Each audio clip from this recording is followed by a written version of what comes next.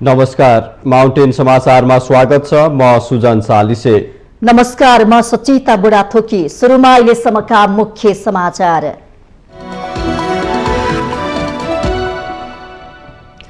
तत्कालीन नेकपाको सचिवालयमा रहेका 5 नेताहरू बीच पार्टी एकताको विषयमा छलफल भएको माओवादी अध्यक्ष दाहालको खुलासा।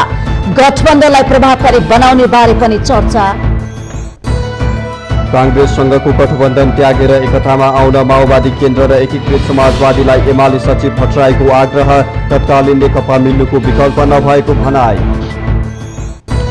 अर्थ मन्त्रालयको सीसीटीभी फुटेज रिकभर गर्न नेपाल प्रहरीको फोरेन्सिक ल्याबमा पठाइने। बयानको लागि निवर्तमान अर्थमन्त्री जनार्दन शर्मालाई बोलाउने छानबिन समितिको निर्णय।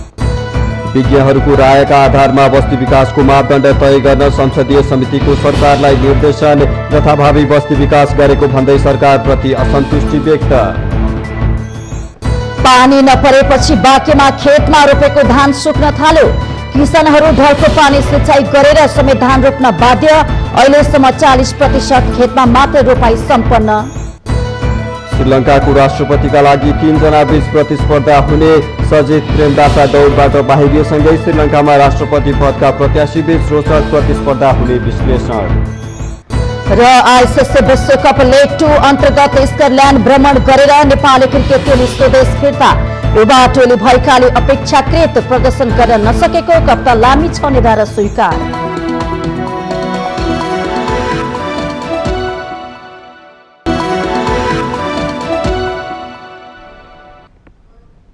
अब समाचार विस्तारमा। नेकपा माओवादी केन्द्रका अध्यक्ष पुष्पकमल दाहालले तत्कालीन नेकपाको सचिवालयमा रहेका नेताहरूका बीचमा पार्टी एकताको विषयमा छलफल भएको खुलासा गर्नुभएको छ। मंगलबार सिंहदरबार स्थित माओवादी केन्द्रको संसदीय दलको कार्यालयमा तत्कालीन नेकपाका सचिवालय सदस्यहरू पुष्पकमल दाहाल, माधव कुमार नेपाल, जलनाथ खनाल, वामदेव गौतम र नारायण काजी श्रेष्ठ बीच भेटवार्ता भएको हो। भेटका क्रममा विचार मिल्नेहरूका बीचमा एकताको बारेमा छलफल गरिएको माओवादी केन्द्रका अध्यक्ष दाहालले बताउनुभयो। उहाँले पार्टी एकताको बारेमा चर्चा गरिएको उल्लेख गर्दै सो एकता सत्तारूढ गठबन्धनको विरुद्धमा भने नभएको स्पष्ट पार्नुभयो। तर कसरी प्रभावकारी बनाउने, लोकल इलेक्सनको अनुभवलाई पनि ध्यान दिएर अझ प्रभावकारी चाहिँ कसरी बनाउने भन्ने बारेमा हाम्रो चर्चा भइराखेको छ एकातिर। अर्कोतिर अब हिजो हामी नेकपा त एउटै पार्टीवाला पनि भयौँ। अहिले म, माधव कुमार नेपाल, झलनाथ खनाल, वामदेव गौतम, नारायण काजी श्रेष्ठ भने त हिजोका सचिवालयका बहुमत हौँ हामी नेकपाको। त्यसो भएको हुनाले विचार मिल्नेहरूको बीचमा एकताको सम्भावना बारे पनि हामी छलफल गरिरहेका छौँ। त्यो भनेको यो गठबन्धन विरुद्ध भने होइन है, पार्टी एकीकरणको बारे पनि चर्चा गरेका छौँ। गठबन्धनलाई कायम राखेर जानमा कसैको पनि आपत्ति नभएको प्रश्न पार्दै अध्यक्ष दाहालले गठबन्धनलाई प्रभावकारी बनाउने विषयमा पनि चर्चा भएको उल्लेख गर्नुभयो।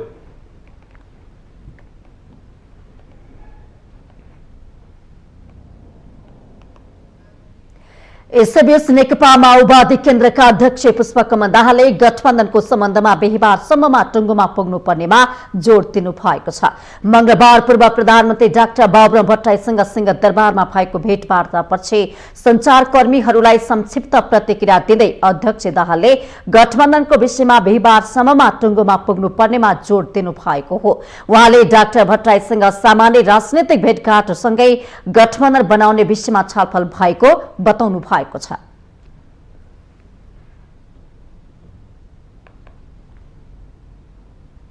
गठबन्धन बनाउने बारे अरू पार्टीसँग नि कुरा गरौँ।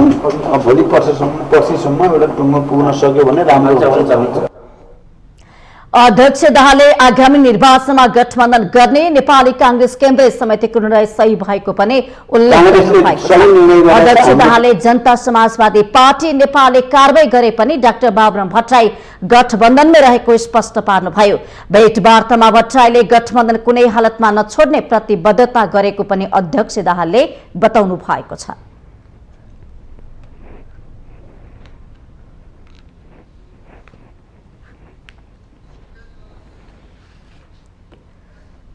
नेकपा एमालेका सचिव योगेश भट्टराईले कांग्रेससँगको गठबन्धन त्यागेर एकतामा आउन नेकपा माओवादी केन्द्र र नेकपा एकीकृत समाजवादीलाई आग्रह गर्नुभएको छ। मंगलबार अनिरासुब्यू केन्द्रीय कमिटी शैक्षिक विभागले आयोजना गरेको अन्तर्क्रियामा एमाले सचिव भट्टराईले नेकपा माओवादी केन्द्र र नेकपा एकीकृत समाजवादीलाई एकतामा आउन आग्रह गर्नुभएको हो। उहाँले तत्कालीन नेकपाका नेताहरू एक ठाउँमा आउनुको विकल्प नभएकोमा पनि जोड दिनुभयो। वर्तमान सत्तारूढ गठबन्धनलाई नर्ककुण्डको संज्ञा दिँदै एमाले सचिव भट्टराईले कुमाउरो पारामा तत्काल एकता गर्न नसकिए गठबन्धन गरेरै भए पनि एकै दिशातर्फ हिँड्नुपर्नेमा जोड दिनुभयो। के गर्यो भन्ने कुरामा हामी जान्छौँ, हामी एकअर्कालाई चिथोर्छौँ र घाइते बनाउँछौँ। अगाडि कसरी जाने त्यो सोचौँ। त्यसैले त्यो एउटा नर्ककुण्ड भनौँ काङ्ग्रेससँगको गठजोड भनेको त्यो नर्ककुण्डबाट फर्किनुपर्छ। त्यताबाट हुँदैन, त्यताबाट स्वर्ग गइँदैन होइन। एउटा भनाइ छ नि, स्वर्ग जाने हो भने त गोजीमा स्वर्गकै ठेगाना चाहियो अनि त्यहाँ पुगिन्छ। सचिव भट्टराईले देशमा राष्ट्रिय सामर्थ्य भएको शक्ति चाहिएको भन्दै वामपन्थी आन्दोलनले मात्रै राष्ट्रिय सामर्थ्य हुने दावी गर्नुभयो। देशमा राष्ट्रिय शक्ति नभएमा साम्राज्यवादीहरूले सबै प्रणाली खाइदिने उहाँको भनाइ छ। उहाँले कांग्रेस नेतृत्वको सरकारले शिक्षा क्षेत्रमा नयाँ नीति ल्याउन नसक्ने टिप्पणी गर्नुभयो।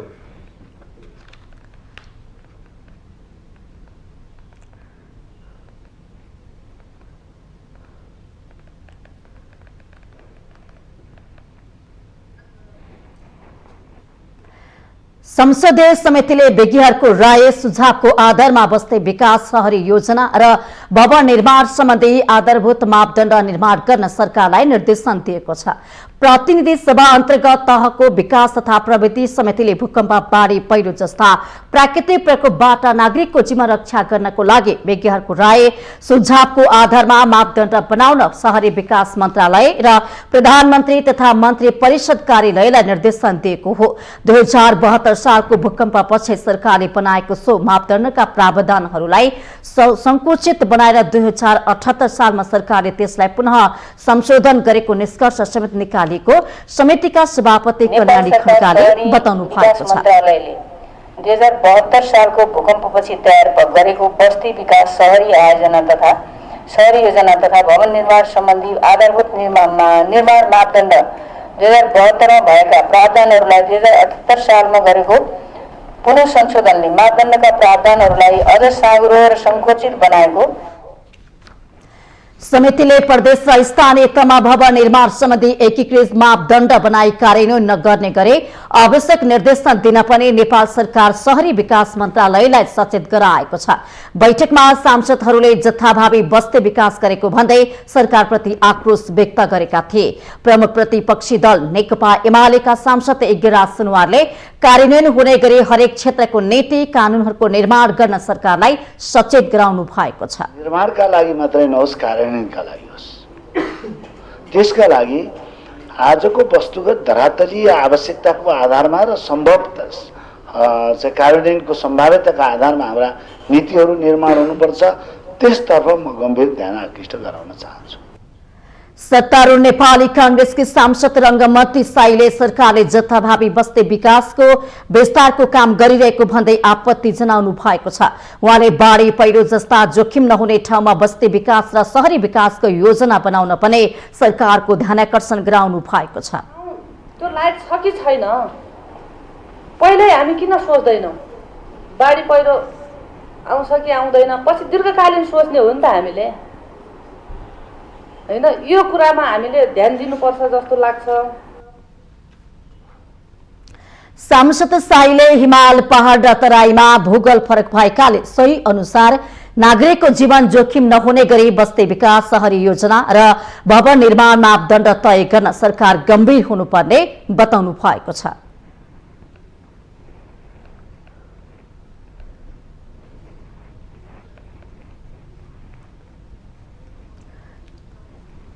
पूर्व अर्थमन्त्री जनार्दन शर्मामाथि छानबिन गर्न बनेको संसदीय छानबिन विशेष समितिले अर्थ मन्त्रालयको जेठ 13 र 14 गतिको डिलिट भएको सीसीटीभी फुटेज रिकभर गर्न नेपाल प्रहरीको फोरेन्सिक ल्याबमा पठाउने भएको छ। मंगलबार सिंहदरबारमा बसेको समितिको बैठकले अर्थ मन्त्रालयको समग्र सीसीटीभी सिस्टमलाई फुटेज रिकभर गर्नका लागि प्रक्रिया पुर्याएर प्रहरीको फोरेन्सिक ल्याबमा पठाउने निर्णय गरेको हो। डिलिट भएको सीसीटीभी फुटेज रिकभरको सम्भावना र उपायका विषयमा नेपाल प्रहरी अन्तर्गतको साइबर ब्युरोका विज्ञ र इन्जिनियरिङ अध्ययन संस्थानमा कार्यरत विज्ञसँग सुझाव लिइएको थियो। समितिका सचिव सुरेन्द्र अर्यालले समितिको बैठकमा विज्ञहरूले डिलिट भएको सीसीटीभी फुटेज रिकभर हुने भए पनि रिकभर गर्ने अथोरिटी सफ्टवेयर आवश्यक हुने भएकाले सीसीटीभीको हार्ड डिस्कको अवस्थामा भर पर्ने भन्दै फुटेज रिकभर गर्नका लागि नेपाल प्रहरी अन्तर्गतको फोरेन्सिक ल्याबमा पठाउन उपयुक्त हुने सुझाव दिएको बताउनुभयो। त्यस्तै समितिले निवर्तमान अर्थमन्त्री जनार्दन शर्माले बजेट निर्माणमा बाहिरी मान्छे प्रवेश गराएको समाचार बाहिर ल्याउने अन्नपूर्ण पोस्ट र कान्तिपुर दैनिकका सम्पादकसँग पनि छलफल गर्ने तयारी रहेको बताउनुभयो। रिकभरी गर्न सकिने विषय चाहिँ हो। अब यसको लागि एउटा अलिकति अथेन्टिक एउटा सफ्टवेयर पनि चाहिन्छ। अब यसभित्रको चाहिँ त्यो हार्ड डिस्कको अवस्था कस्तो छ, अब त्यसमा पनि यो भर पर्छ। त्यस कारणले गर्दाखेरि यसलाई अलिकति विधि पुऱ्याएर चाहिँ गर्नको लागि सबैभन्दा उत्तम विकल्प भनेको नेपाल प्रहरी अन्तर्गतको यो फोरेन्सिक ल्याबमा पठाउँदाखेरि चाहिँ उपयुक्त हुन्छ भन्ने लाइनमा चाहिँ उहाँहरूले सुझाव दिनुभयो। उहाँले बुधबार वा बिहिबार बस्ने समिति बैठकमा निवर्तमान अर्थमन्त्री शर्मालाई सोधपुछको लागि बोलाउने तयारी रहेको पनि बताउनुभयो।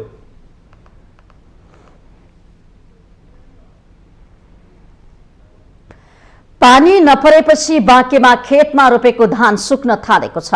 किसानहरूले यो वर्ष मल नपाएको गुनासो गरिरहेका बेला पानी नपरेपछि अलि रोपेको धान पनि सुक्न थालेको छ। साउन लागिसक्दा पनि पर्याप्त पानी नपरेपछि बाँकेको जानकी गाउँपालिकाका किसानहरू ढलको पानी सिँचाइ गरेर समेत धान रोप्न बाध्य भएका छन्। बाँकेको कुल क्षेत्रफलको 36,500 हेक्टरमा धान खेती गरिन्छ। तर यस वर्ष समयमा पानी नपर्दा असारको अन्तिमसम्म 40% मात्र धान रोपाई भएको कृषि ज्ञान केन्द्र बाँकेले जनाएको छ।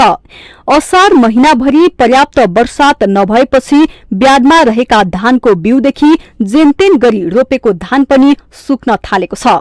धान रोपेको गरा पनि फाटेर चिरा पर्न थालिसकेका छन्। गत वर्ष यही समयमा झण्डै 90% धान रोपाई भएको बाँके जिल्लामा यस वर्ष भने पानी नपरेका कारण 40% मात्र धान रोपाई भएको कृषि ज्ञान केन्द्र बाँकेका कृषि अधिकृत दिनेश प्रसाद भट्टराईले बताउनुभयो। उहाँले असार 15 परेको पानीले रोपेको धान पनि सुकेको बताउनुभयो। बाँके जिल्लामा 8वटा पालिकाको अवस्था बुझ्दाखेरि 40% धान पनि रोपाई भएको छैन र गत असार 15 गते जुन पानी पर्यो त्यो पानी परेको बेलाको चाहिँ रोपाइले हेर्दाखेरि जहाँ त्यो बेला रोपाई भयो त्यो रोपाई भएको धान पनि पुरै सुकेर नष्ट भइसकेको अवस्था छ। अब अहिले चाहिँ जहाँ मोडरहरू जहाँ भनौँ न खोलाहरूबाट पानी निकाल्ने स्थान छ त्यहाँ पनि खोल्सेर पानीको अभाव एकदम अभाव देखिन्छ। जानकी गाउँपालिका 3 बाँकेका किसान बिर्जा प्रसाद जरुवटले रोपेको धान पनि पानी नपरेको कारण खेतमा सुक्दै गएको बताउनुभयो।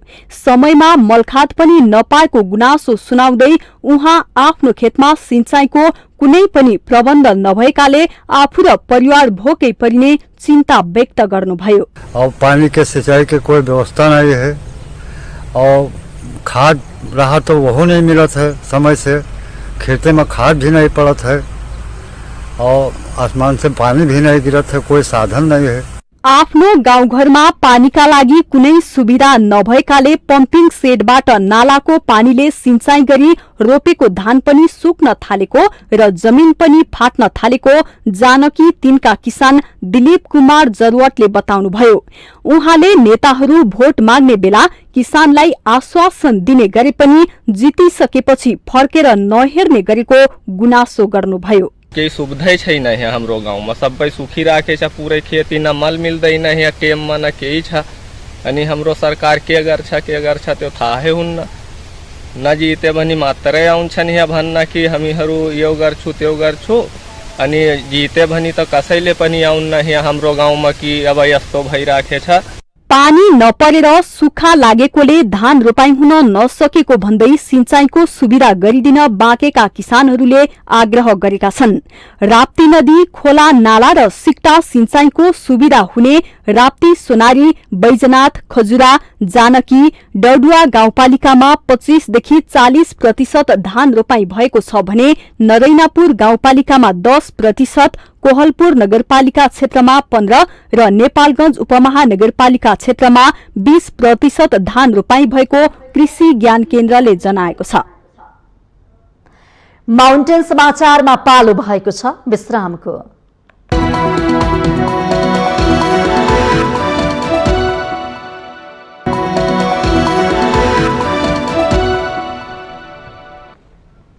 विश्रामपछि स्वागत छ। अब बाँकी समाचार। सत्तारूढ प्रमुख घटक नेपाली कांग्रेसले आगामी संघ र प्रदेश निर्वाचन समय गठबन्धन दलहरूसँग तालमेल गर्ने निर्णय गरेको छ। यस निर्णयसँगै वाम गठबन्धनको ढोका लगभग बन्द भएको छ। तर सत्ता घटक अन्य दलहरू आगामी चुनावमा बढीभन्दा बढी सिट आफ्नो भागमा पार्ने दाउमा देखिँदा 5 दलीय गठबन्धनमा चुनावी सिट बाँडफाँड भने फलामको चिउरा चपाए सरह हुने देखिन्छ। प्रमुख सत्तारूढ दल नेपाली कांग्रेसले केन्द्रीय समितिको बैठक सम्पन्न गर्दै आगामी चुनावमा सत्ता गठबन्धनमा रहेका दलहरूबीच तालमेल गर्ने निर्णय गरेको छ। पछिल्लो समय कम्युनिस्ट दलहरूबीच एकता वा तालमेलको चर्चा चलिरहेका बेला सत्तारूढ दल नेपाली कांग्रेसले आगामी संघ र प्रदेशको चुनावसम्म नै गठबन्धनलाई निरन्तरता दिने निर्णय गरेसँगै तत्कालका लागि वाम तालमेलको बाटो रोकिएको छ। स्थानीय तहको चुनावमा गठबन्धन गरेर मिठै स्वाद पाएको कांग्रेस आगामी चुनावमा पनि त्यसलाई कायम राख्ने दाउमा लागि परेको छ। कांग्रेस मात्र होइन, गठबन्धनबाट राम्रै लाभ पाएको नेकपा माओवादी केन्द्र पनि आगामी चुनावसम्म पनि गठबन्धनसँगै लैजाने मनस्थितिमा देखिन्छ। तर परिस्थितिको राम्रो फाइदा उठाउन जानेको माओवादी केन्द्र कतातिर गठबन्धन गर्ने भन्ने निर्णयमा भने पुगिसकेको छैन। कांग्रेसले आगामी चुनावसम्मै गठबन्धनलाई निरन्तरता दिने निर्णय गरेको बारे राजनीतिक विश्लेषक पुरञ्जन आचार्यको भनाई अलि फरक छ। यसै पनि कांग्रेस पार्टीले गठबन्धन गर्ने भनेको कांग्रेस खुम्चिने हो। अब रणनीतिक रूपमा कुन चालहरू हुन्छ अगाडिका दिनमा त्यो अहिले भन्न सकिँदैन। तर पनि कांग्रेसलाई अहिले अवसर थियो एक्लै चुनाव लड्ने र ठुलो पार्टी हुने, अझ बहुमतको पार्टी हुने। अब त्यो बाटो कांग्रेसले नलिने भइसकेपछि फेरि यसमा के छ भने स्वाभाविक रूपमा सरकार बनाउनको लागि कि प्री इलेक्सन एलायन्स हुन्छ कि पोस्ट इलेक्सन हुन्छ। पोस्ट इलेक्सनलाई चाहिँ स्वाभाविक मानिन्छ। यो प्री इलेक्सन एलायन्स त्यो पनि एउटा चाहिँ माओवादी पार्टीसँग कांग्रेसको यो अलि पचाउन गाह्रो भइरहेको छ। कम्युनिस्ट पार्टी जुनसुकै बेला पनि मिल्न सक्ने सन्तासमा कांग्रेस रहेको साँचो हो। त्यही भएर आन्तरिक असन्तुष्टि मिलाएर गठबन्धन बिनै चुनाव लड्नुपर्ने एक थरी कांग्रेसको बुझाइ छ। संविधानले 40% समानुपातिक प्रणाली र राष्ट्रिय दल मान्यता प्राप्त गर्न 3% थ्रेसहोल्ड अनिवार्य गरेका कारण कुनै पनि दलमा एक्लै बहुमत ल्याउँछु भन्ने आँट देखिँदैन। त्यही भएर चुनावमा गठबन्धन गरेरै जाने कांग्रेसको रणनीति छ। आगामी निर्वाचनमा अहिलेकै गठबन्धनलाई निरन्तरता दिने नीतिगत सहमतिमा कांग्रेस पुगे तापनि सत्तारूढ 5 दलले तालमेलको मोडालिटी र सिट बाँडफाँड बारे सहमति हुन भने त्यति सहज छैन। कतिपय साथीहरूले गठबन्धन नगरेको भए हामीले जित्दैनथ्यौँ, गठबन्धन गरेका कारणले हामीले जितेको उदाहरणहरू पनि छन् भन्ने दुवैको कुरा चाहिँ सँगसँगै आइरहेको जस्तो स्थिति देखिन्छ। र मूल रूपमा गठबन्धनको विरुद्ध भन्दा पनि गठबन्धन स्थानीय तहको आवश्यकता हुनु पर्यो, त्यहाँको परिस्थिति मुताबिक हुनु पर्यो। त्यहाँ चाहिँ गठबन्धन गर्ने दलहरूको सङ्गठनको हैसियतका आधारमा अथवा प्रभावका आधारमा गठबन्धन हुनु पर्यो भन्ने कुरा बढी आएको जस्तो बुझिन्छ। स्थानीय तहको निर्वाचनमा गठबन्धन गरेर राम्रो गरियो भन्ने कांग्रेसको बुझाइ छ, जसका कारण कांग्रेस प्रदेश र संसदीय निर्वाचनमा पनि गठबन्धन कायम राख्ने निर्णयमा पुगेको छ। कार्तिकको अन्तिम वा मङ्सिरको पहिलो साता प्रदेश र संसदीय निर्वाचन गर्ने मनस्थिति बनाएको सत्ता नेतृत्वकर्ता कांग्रेसले चुनावी रणनीति भने तयार पारिसकेको छैन। सबै स्थानमा गठबन्धन वा केही महत्त्वपूर्ण स्थानमा मात्रै भन्ने दुधारमा सबै सत्ता घटक दलहरू रहिरहँदा सबैभन्दा बढी सिट हात पार्ने दाउ हेरेर बसेका हुनाले कांग्रेसले सोचे जस्तो तालमेल भने सहज देखिँदैन।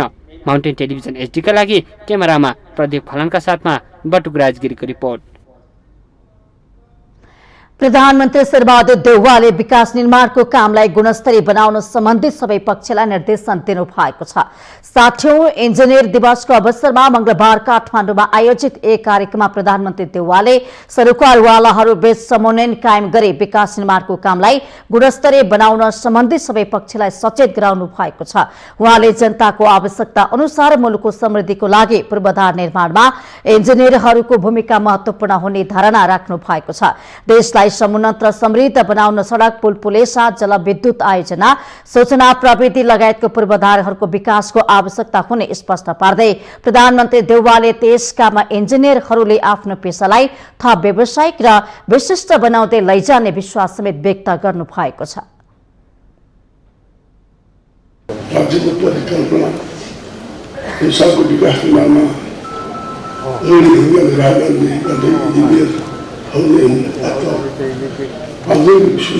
राष्ट्र निर्माणमा आर्किटेक्टहरूको काम अतुलनीय हुन्छ।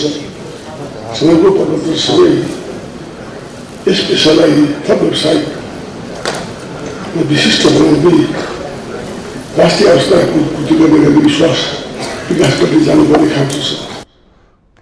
इन्जिनियरहरूलाई कुनै समस्या भए ती समस्यालाई तत्काल समाधान गर्न सरकार प्रतिबद्ध रहेको पनि उहाँले बताउनु भएको छ। यसैबीच 60औं इन्जिनियर दिवसको अवसरमा राष्ट्रका लागि उत्कृष्ट योगदान पुर्याउने इन्जिनियर र संस्थाहरूलाई सम्मान गरिएको छ। नेपाल इन्जिनियर्स एसोसिएसनले मंगलबार प्रज्ञा भवन कमलादीमा आयोजना गरेको विशेष समारोहमा प्रधानमन्त्री शेरबहादुर देउवाले उनीहरूलाई सम्मान गर्नु भएको हो। वरिष्ठ engineer Vijayman शेरचनलाई life time achievement अवार्डबाट सम्मान गरिएको छ। यसैगरी बेस्ट इनोभेसन अवार्ड युवा इन्जिनियर अनुप खनालले पाउनु भएको छ। दुर्गम क्षेत्रमा रहेका नदी नालाहरूमा स्वचालित प्रणालीमा पानीको बहाव नाप्ने मेसिन जडान गरी त्यसको डाटा मोबाइल वा कम्प्युटरमा लाइभ हेर्न मिल्ने प्रवृत्तिको विकास गरे बापत खनाललाई बेस्ट इनोभेसन अवार्ड प्रदान गरिएको एसोसिएसनले जनाएको छ।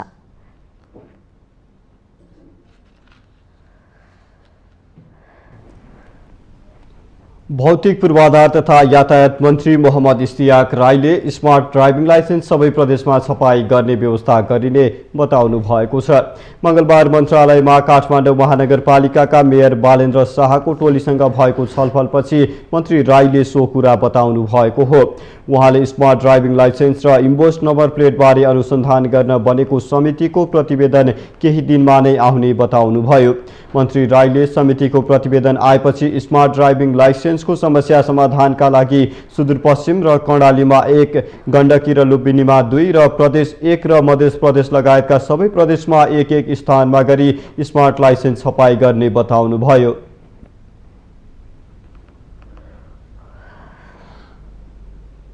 दुई वर्ष 3 वर्षमा ई ड्राइभिङ लाइसेन्सहरू चाहिँ आवेदन दिने र ई ड्राइभिङ लाइसेन्सका लागि कुर्ने अवस्था चाहिँ तत्कालै सेम डे नेक्स्ट डे भन्ने चाहिँ त्यसको लगभग निचोड निस्किसकेको छ। 7वटा प्रदेश सम्भवतः पैसा थोरै भए पनि 7 भन्दा भए पनि अब सानो प्रदेश सुदूरपश्चिम कर्णालीलाई बरु 2टा प्रदेशलाई मिलाएर एउटा, गण्डकी र लुम्बिनीलाई 2 ठाउँमा राखेर चाहिँ 1 नम्बर र 2 नम्बर मध्य प्रदेशमा तत्कालै राखेर चाहिँ हामीले समस्या समाधान प्रिन्टिङ सम्बन्धित प्रदेशलाई नै प्रिन्ट गर्ने भन्ने व्यवस्था गर्दैछौँ।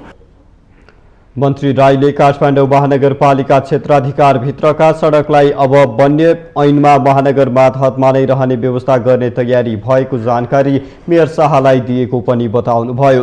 उहाँले तत्कालका लागि काठमाडौँ उपत्यकाभित्र 400 किलोमिटर सडक मन्त्रालयको क्षेत्राधिकारभित्र पर्ने भएकाले त्यसमा ढल निकासको समस्या भए मन्त्रालयले तत्काल समाधान गर्ने प्रतिबद्धता जनाएको बताउनुभयो।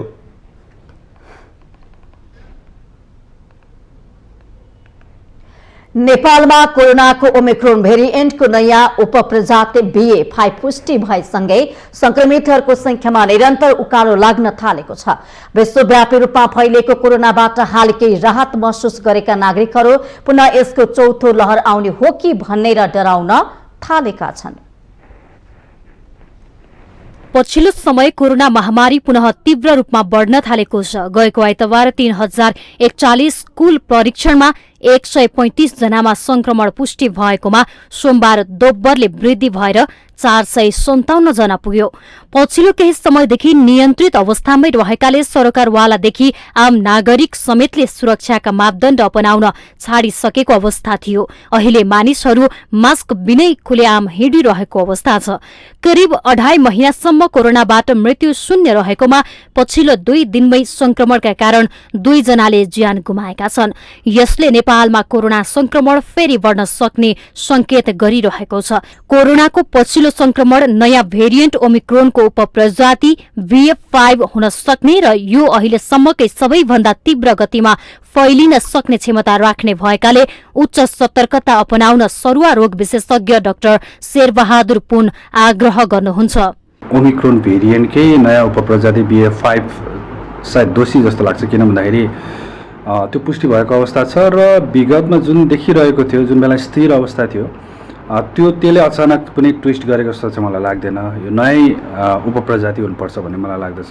BF5 चाहिँ अहिलेसम्मकै कोरोना भाइरसहरूमध्येमा सबैभन्दा छिटो फैलन सक्ने क्षमता भएको मानिएकोले चाहिँ यसको चाहिँ अब एउटा मुख्य भूमिका चाहिँ म देख्दछु। हालै मृत्यु भएका दुवै संक्रमितले कोरोना विरुद्धको खोप नलगाएको स्वास्थ्य मन्त्रालयले पुष्टि गरेको छ।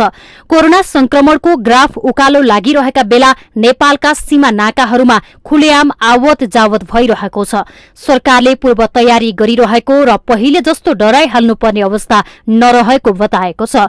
हालसम्म 12 वर्षभन्दा माथिको उमेर समूहका नागरिक मध्ये कोरोना विरुद्धको पहिलो मात्रा खोप सम्पूर्ण नागरिकले लगाइसकेको र पूर्ण मात्रा खोप 87% नागरिकले लगाइसकेको मन्त्रालयको तथ्याङ्क छ। बाँकी नागरिकलाई खोप उपलब्ध गराउन सहजीकरण गरिरहेको बताउने मन्त्रालयले पछिल्लो तथ्याङ्कलाई आधार मानेर सावधानी अपनाउन पनि आग्रह गरेको छ। भनौँ न 87%ले पूर्ण मात्रा लगाउनु भएको छ, 87% भन्दा थपले लगाउनु भएको छ भने बाँकी रहेको 13% को हाराहारी अझै पनि पूर्ण मात्रा खोप लगाउन बाँकी हुनुहुन्छ। उहाँहरूले समयमा खोप लगाउनु पर्ने हुन्छ। स्वास्थ्य मन्त्रालयले कोभिड-19 संक्रमणको जोखिमलाई लिएर अलि अगाडिदेखि नै हामीले सुसूचित गर्ने, आफ्ना सबै संयन्त्रहरू परिचालन गर्ने, त्यसै अनुसार आवश्यक व्यवस्थापन गर्ने कामहरू गरेका छौँ। हामीले विगतमा भोगेका अनुभवहरू पनि हामीसँग भएका हुन्। ती सबैलाई एक ठाउँमा राखेर ती सबै सिकाइहरूबाट गल्तीहरू कहाँ भए, कसरी जानुपर्छ भनेर गल्तीबाट पनि सिकेका पाठहरूलाई पनि सुधार गर्दै प्रवेश नाकाहरूमा व्यवस्थापन गर्ने, समुदायमा सुसूचित गर्ने, त्यसै अनुसार व्यवस्थापन गर्ने सबै काम हामीले गरेका छौँ। मुलुकमा संक्रमित संख्या थोरै मात्रामा बढे पनि यसप्रति सबै सचेत हुन आवश्यक छ। समयमै सावधानी अपनाइएन भने संक्रमणको अर्को लहर सुरु नहोला भन्न सकिँदैन। खास गरी पछिल्लो समय भारतमा जुन रूपमा संक्रमितहरूको संख्या बढ़िरहेको छ त्यसलाई मध्यनजर गर्दै जिम्मेवार निकायले थप सजगता अपनाउन जरुरी छ। स्वयं आफैले पनि सुरक्षाका मापदण्ड अपनाएर जिम्मेवार हुन आवश्यक छ। खास गरी ठूला शहरी क्षेत्रमा संक्रमण सजिलै फैलन सक्ने भएकाले यसतर्फ सजग रहन आवश्यक छ। माउन्टेन टेलिभिजन HD का लागि क्यामेरामा अमर रावतका साथमा बिन्दु अधिकारीको रिपोर्ट। माउन्टेन समाचारमा पालो भएको छ अर्को विश्रामको।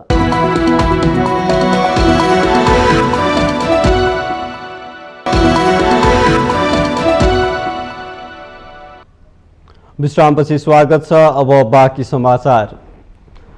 मुलुकको अर्थतन्त्र संकटोन्मुख भएको अवस्थामा वर्षैपिछे राज्यका जिम्मेवार निकायको बेरुजु बढ्नु चुनौतीको विषय भएको भन्दै सांसदहरूले चिन्ता व्यक्त गरेका छन्। मंगलबार राष्ट्रिय सभाको राष्ट्रिय सरोकार तथा समन्वय समितिले महालेखा परीक्षकसँग गरेको छलफलमा सांसदहरूले यस्तो चिन्ता व्यक्त गरेका हुन्। बैठकमा समिति सदस्य खिमलाल भट्टराईले वर्षैपिछे हिसाबहरू बिग्रदै जानुको केन्द्रबिन्दु अर्थ मन्त्रालय बन्नु चिन्ताको विषय भएको बताउनुभयो।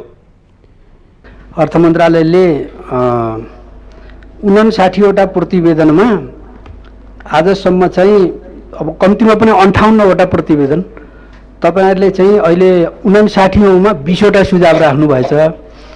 अब यसभन्दा अगाडिकामा पनि सुझावहरू थियो होला र अर्थ मन्त्रालय सरकारले त्यो कुराहरूलाई सुधार गर्दै लैजानु पर्नेमा झनपछि झन बिग्रिदै छ।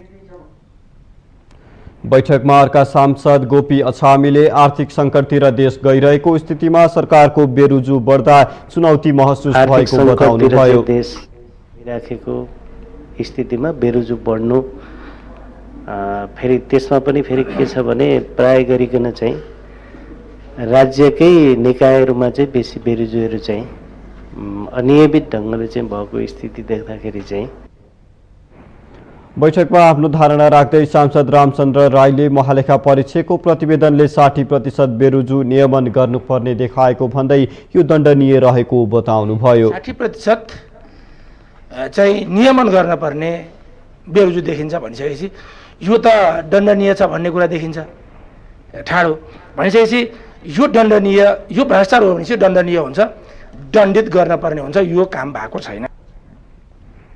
एमालेकै अर्का सांसद इन्दु कडेरियाले यो चुनावी वर्ष भएकाले चुनावलाई लक्षित गरेर आर्थिक वर्ष 77-78 को सरकारको बेरोजु धेरै देखाएको जनगुनासो आएको भन्दै बेरोजु घटाउन महालेखा परीक्षक कार्यालयको ठोस योजना आवश्यक देखिएको बताउनुभयो। बेरोजु धेरै देखाइएको छ अनि यसले त अलिकति चुनावलाई असर पार्छ कि भन्ने पनि जनगुनासो आएको हुनाले मैले यो कुराहरू पनि राखेर बेरोजु घटाउन महालेखाको पनि ठोस एउटा योजना चाहिँ हुनुपर्ने देखियो। नेपाली कांग्रेसकी सांसद अनिता देवकोटाले सरकारी निकाय तथा स्थानीय तहले समेत बजेट फिर्ता नजाओस् भनेर असार मसान्तमा खर्च गर्ने र काम प्रभावकारी नहुने भएको बताउनुभयो। खर्च हुने जुन प्रवृत्ति छ यसले फ्रिज हुनबाट रोकाउनको लागि हतारमा खर्च गर्ने प्रवृत्तिले गर्दाखेरि के भयो भने विकास हुनभन्दा पनि त्यो फ्रिजबाट जोगाउनको लागि पैसा खनाउने र सही ठाउँमा सदुपयोग नहुने भयो। समितिको छलफलमा महालेखा परीक्षक टङ्कमणि शर्माले महालेखा परीक्षकको कार्यालयले लेखा परीक्षणमा प्रतिवेदन स्थानीय तह, प्रदेश र संघीय सबैको छुट्टाछुट्टै बनाएको बताउनुभयो। उहाँले त्यसरी लेखा परीक्षण गर्दा महानगरपालिकाहरूमा धेरै अनियमितता देखिएको बताउनुभयो। त्यो भित्र पनि कसको के हो त्यो बनाइएको छ, गाउँपालिका वाइज पनि बनाएको छ, नगरपालिका वाइज पनि बनाएको छ। मैले हेर्दा महानगरपालिकाहरूमा अलि बढी अनियमितता छ। शर्माले महालेखा परीक्षकले प्रतिवेदनमा देखाएको अनियमितताको कुरा लेखा समितिमा कडाइका साथ एकाएक गरेर निगरानी गरे 1-2 वर्षमा बेरोजु बढ्ने परिस्थिति कम हुने बताउनुभयो।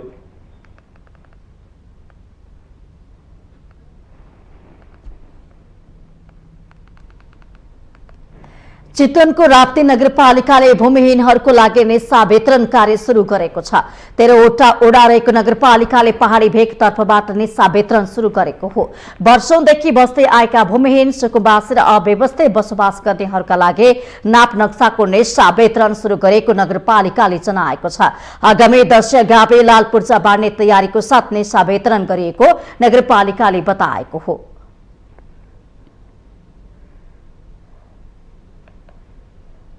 र हामीले भदौको पहिलो हप्तामा हामीले अमिन र सर्वेक्षकहरू ल्याउनेछौँ र भदौ महिनाभरि हामीले नापेर चाहिँ यसको फिल्ड बुक तयार गरिसके पछाडि तपाईँहरूलाई यसपालिको दशैँभन्दा अगाडि हामीले पूर्जा बाँड्ने भनेर लक्ष्य लिएका छौँ। त्यस कारणले गर्दाखेरि अहिलेसम्म कुनै पनि सरकारले लिएको लक्ष्यहरू पुरा भएको छैन, समयमै पुरा भएको छैन, ढिलो भएको छ। तर यो पटक हामीले लिएको लक्ष्यहरू समयमै पुरा गर्नको लागि तपाईँहरूको पनि महत्त्वपूर्ण भूमिका रहनेछ। ओडा नम्बर 10 मा रहेका करिब 900 घर दूरीका भूमिहीन तथा सुकुम्बासीहरूलाई निस्सा वितरण गरिएको छ। यस्तै ओडा नम्बर 11 मा पनि यसअघि नै निस्सा वितरण गरिसकेकोले आगामी दिनहरूमा कुनै रोकावट नआए केही महिनामै नगरपालिकाका सबै ठाउँमा निस्सा वितरण कार्य सम्पन्न गरिसक्ने नगरपालिकाले जनाएको छ।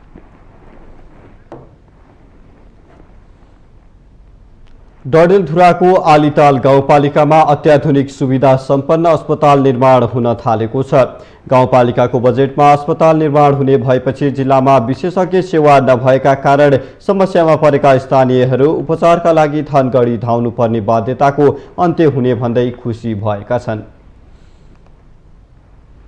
डडेलधुराको आलीताल गाउँपालिकाले अत्याधुनिक सुविधा सम्पन्न 10 शय्याको अस्पताल निर्माण गर्न थालेको छ। जिल्लाको भित्री मधेसमा पर्ने आलीताल गाउँपालिका 8 स्थित गोदाम बजार नजिक 10 शय्याको अस्पताल निर्माण हुन थालेपछि स्थानीय खुसी भएका छन्।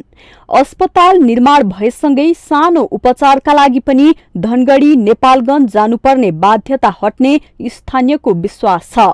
निर्माण हुन लागेको अस्पतालको काममा ढिलासुस्ती नगरी समयमै निर्माण गरी सेवा दिनुपर्ने स्थानीयको माग छ। एम्बुलेन्समा पनि तपाईको 5000-6000 को हिसाबले तिरेर धनगढीसम्म पुग्नुपर्ने रेबिसको सुईको लागि पनि सामान्य रेबिसको लागि पछिल्लो पल्ट हजुरको यो जोगुडामा पनि सामान्य त्यहाँ सेवा दिन सुरु भएको छ र त्योभन्दा पहिला र अहिले पनि थाहा नपाएकाहरू सबै धङ्गडी जाने हो। हस्पिटल बनिसकेपछि खुसी, सबै कुरा यहाँ सुविधा सेवा सबै कुराहरू पाइन्छ, डक्टर आउँछ, सबै कुरा MBBS बस्छन्।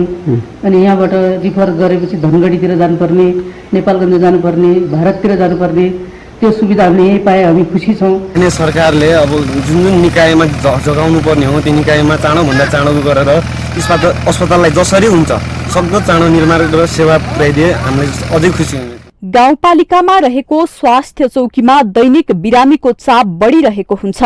अफ सिजनमा पनि दैनिक 30-40 जना बिरामी स्वास्थ्य चौकी जाने गरेका छन्। स्वास्थ्य चौकीले धेरै सेवा दिँदै आएको भए पनि 10 शय्याको अस्पताल निर्माण भइसकेपछि विशेषज्ञ सेवासँगै गाउँपालिकाका स्थानीयले राम्रो सेवा पाउने स्वास्थ्य चौकीले जनाएको छ। धेरै सेवा त दिइराखेको छु, तर विशेषज्ञ सेवा हामीबाट उपलब्ध हुँदैन। MBBS डाक्टरले दिने सेवा र एउटा HAIले दिने अनएमले दिने सेवामा फरकै हुन्छ। सक्दो अब हाम्रो तौरबाट हुने सेवा त हामीले दिइराखेको छु। त्यो 10 शय्याको हस्पिटल बनिसकेपछि झन् यहाँको जनताले राम्रो सेवा पाउनुहुन्छ। यता आलिताल गाउँपालिकाले सबैभन्दा पहिला आलितालको गोदाममा सुविधा सम्पन्न अस्पताल निर्माण गर्ने र MBBS डाक्टर सहित X-ray machine, video X-ray machine, lab लगायत अन्य आवश्यक सामग्रीका लागि बजेट छुट्याइसकेको जनाएको छ। स्थानीयले 500 को औषधिका लागि 10,000 सम्म खर्च गर्नु परेको बताइएको छ। चुनावका बेला सुविधा सम्पन्न अस्पताल निर्माण गर्ने भनेर प्रतिबद्धता जनाएकोले अस्पताल नबन्दासम्म प्रत्येक वडामा निशुल्क एम्बुलेन्स सेवा दिने गाउँपालिकाले जनाएको छ। अहिलेसम्म MBBS डाक्टर नभएको, त्यसकारणले अहिले पहिलो फोकस हामीले MBBS डाक्टरलाई यहाँ ल्याउने र त्यसको लागि हामीले अब त्यो सम्बन्धी रहेका अब जस्तै इक्विपमेन्टहरू, ल्याब, एक्सरे मेसिनहरू, भिडियो एक्सरे मेसिनहरू ल्याउने, त्यसको लागि हामीले बजेट थोरै भए पनि हामीले विनियोजन गरेका छौँ र यही कार्यकालमा यही 1 वर्षको भित्रमा हामी त्यो चाहिँ MBBS डाक्टरको व्यवस्था गर्दैछौँ। 3421 घरधुरी रहेको गाउँपालिकामा संघीय सरकारको 7,39,97,500 रुपियाँ बजेटबाट अस्पताल निर्माण भइरहेको हो। माउन्टेन टेलिभिजन HD का लागि डडेलधुरा सहकर्मी विमल जैरूको रिपोर्ट। मौसमविदहरूले मनसुन निष्क्रिय हुँदा देशभर गर्मी बढेको बताएका छन्। उनीहरूले केही दिन यता मनसुन निष्क्रिय भएको अवस्थामा गर्मीको अनुभव भएको बताएका हुन्। जल तथा मौसम विज्ञान विभाग जलवायु शाखाकी मौसमविद विभूति पोखरेलले मनसुन निष्क्रिय रहेकाले हाल देशका विभिन्न भागमा तापक्रम बढी अत्याधिक गर्मी हुनु स्वाभाविक रहेको बताउनु भएको छ।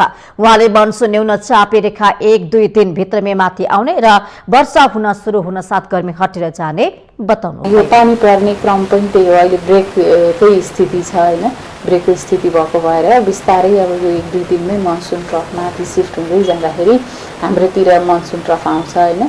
जुन यो मनसुन न्यून चापे रेखा यो माथि आउने बित्तिकै हाम्रोमा पनि वर्षा चाहिँ देखिन्छ।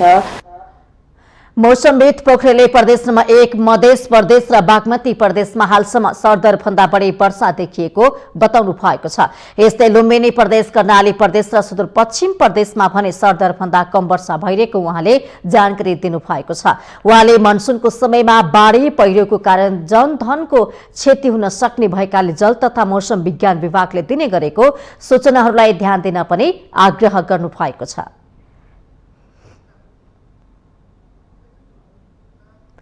हामीसँग आर्थिक अन्तर्राष्ट्रिय र खेल समाचार बाँकी नै छन्।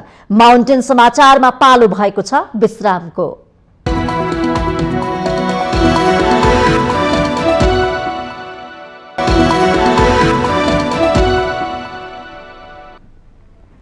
विश्रामपछि स्वागत छ। अब पालो आर्थिक समाचारको। आर्थिक समाचारको साथमा मेरो देश मेरो जगदम्बा सिमेन्ट, गुणस्तरको नयाँ स्तर Riddhi Siddhi cement, Jagadamba super sign तथा ग्याल्बा प्लस जस्ता पाता जीवनभरको भरोसा। 53 ग्रेड र 43 ग्रेडको सर्वोत्तम सिमेन्ट अपग्रेडेड स्पेनका साथ।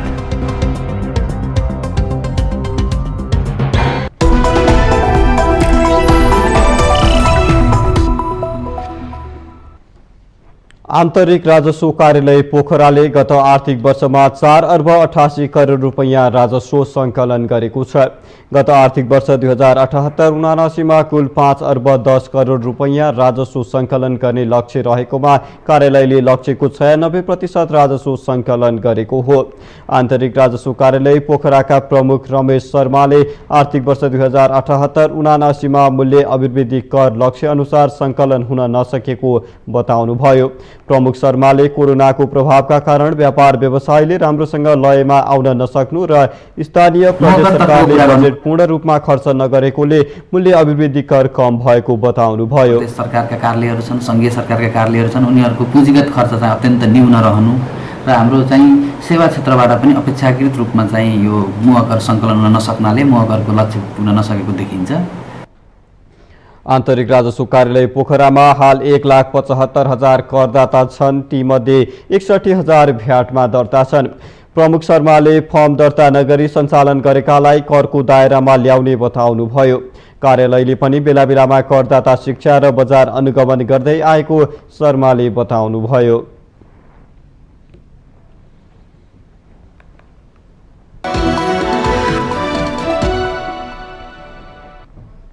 विश्रामपछि स्वागत छ। हामी माउन्टेन समाचारको अन्त्यमा आइपुगेका छौं। जाँदा जाँदै मुख्य समाचार पुनः एकपटक।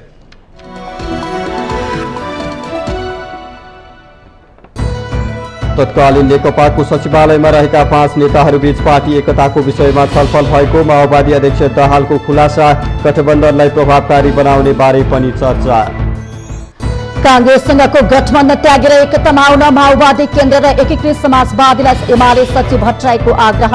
तत्कालीन नेकपा मिल्नुको विकल्प नभएको भनाई। अर्थ मन्त्रालयको सीसीटीभी फुटेज रिकभर गर्न नेपाल प्रहरीको फरेन्सिक ल्याबमा पठाइले बयानका लागि निवर्तमान अर्थमन्त्री जनार्दन शर्मालाई बोलाउने छानबिन समितिको निष्कर्ष। विज्ञहरूको रायको आधारमा बस्दै विकासको मापदण्ड तय गर्न संसदीय समितिको सरकारलाई निर्देशन। जथाभावी बस्दै विकास गरेको भन्दै सरकारप्रति असन्तुष्टि व्यक्त। पानी नपरेपछि बाँकेमा खेतमा रोपेको धान सुक्न थाल्यो। किसानहरू ढलको पानी सिंचाई गरेर समेत धान रोप्न बाध्य। अहिलेसम्म 40% खेतमा मात्रै रोपाई सम्पन्न। श्रीलङ्काको राष्ट्रपतिको लागि 3 जना बीच प्रतिस्पर्धा हुने। सजित प्रेमदासा दौडबाट बाहिरसँगै श्रीलङ्कामा राष्ट्रपति पदका प्रत्याशी बीच रोचक प्रतिस्पर्धा हुने विश्लेषण। र आइसिसी विश्वकप लिग 2 अन्तर्गत स्कटल्यान्ड भ्रमण गरेर नेपाली क्रिकेट टोली स्वदेश फिर्ता। युवा टोली भएकाले अपेक्षाकृत प्रदर्शन गर्न नसकेको कप्तान लामिछानेद्वारा स्वीकार।